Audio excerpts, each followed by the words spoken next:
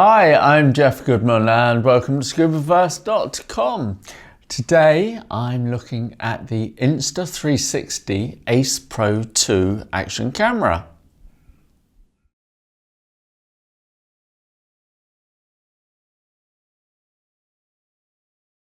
Said I'm not alright in the kryptonite, and my head's breaking me down. God is in my sight, I'm losing my fight, swimming off, I'll be out. Said I'm not alright in the kryptonite. Having read all the specs on the Insta360 cameras and watching test footage, I've decided to make the Insta cameras my go-to setup, and I will be using this from now on for all my work with Scubaverse. The Insta360, which is the 360-degree camera, I've already done a review for, and I'll put a link to that up at the end or on the written introduction. So for now, I'll pop that one away.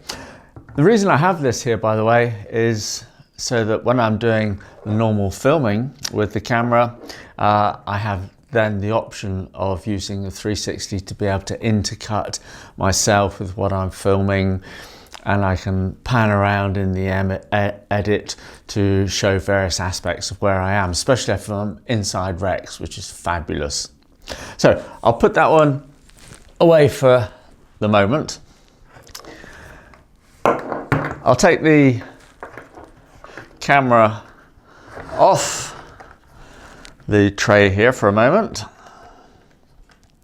Just unscrew it, pull out the screw.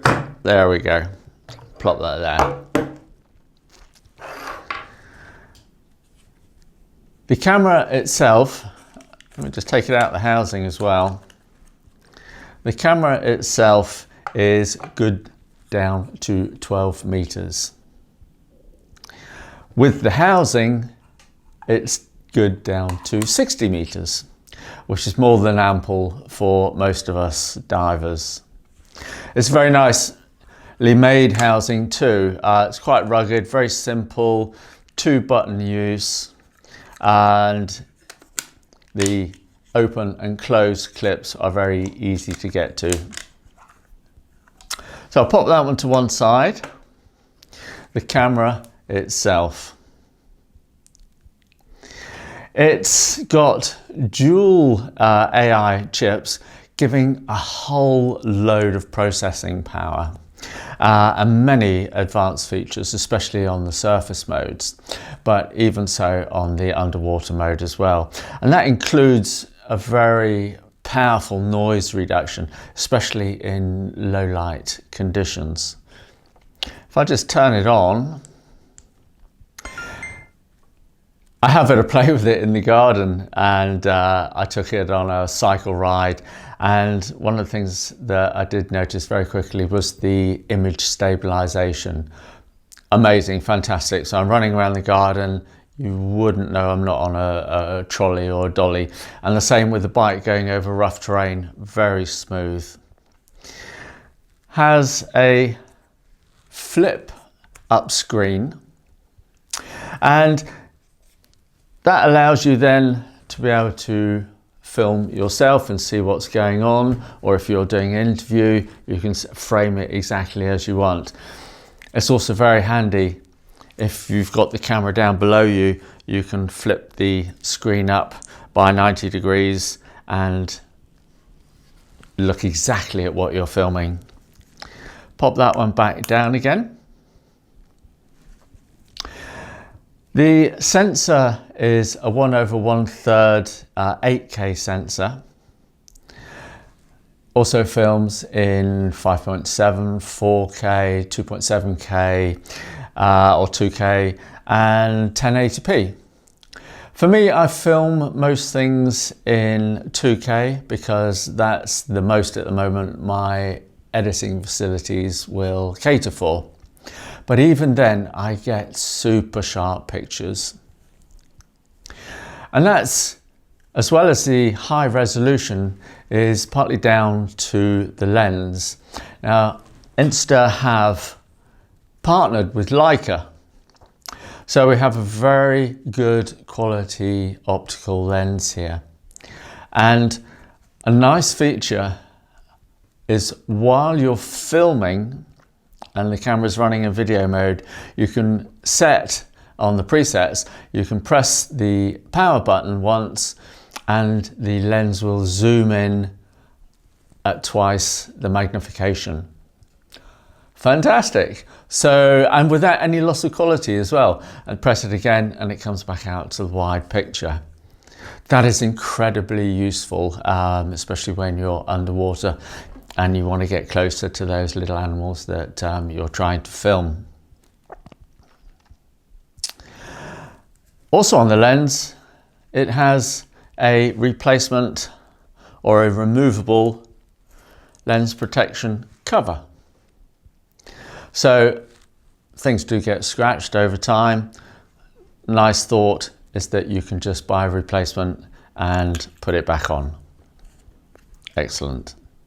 The battery is 1800 milliamp hours, supports quick charging, and you get a full charge in 47 minutes. I've been playing around with it, as I say, in the garden, and I haven't even come close to running out of battery power. Has a power saving mode on it as well. In the front here, we have the microphone. There is a wind cover that fits on that, and that reduces the wind noise considerably. If you take this camera underwater on its own, you want to swap that wind cover over for this little waterproof cover here. A very extensive, intuitive menu on the touch screen, so you can pull down all the presets or all the aspects of the menu and scroll through, pick what you want. You can also then set your settings for shutter speeds, for resolution, and basically everything you can think of. It's here in this little camera. What else have we got? Oh, also presets. You can, especially for the underwater, I find this is quite useful. So if you like a particular setting and stuff, you can set a very quick preset immediately. So you can just go to that, use the camera on that setting. One of the things you do have to do, or it's best to do when using underwater, is bring down the menu, scroll through until you find the underwater setting, and it's just basically it's an icon with a mask and a snorkel, so you can't miss it. Press that, asks you if you want to enable underwater mode, say yes, and underwater mode is now on. And that sets the camera up for the best settings for underwater filming.